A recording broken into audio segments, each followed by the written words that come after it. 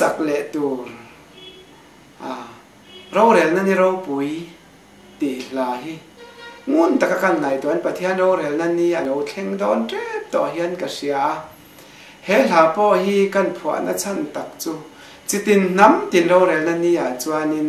lal thu thlenga kan thu don ana ka chun tu tengei po khanin lal iswan na hu dona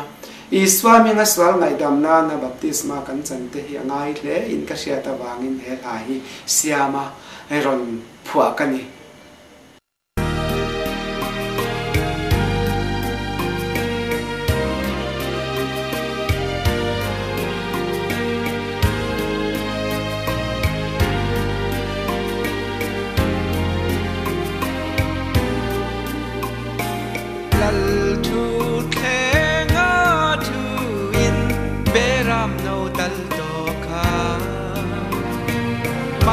So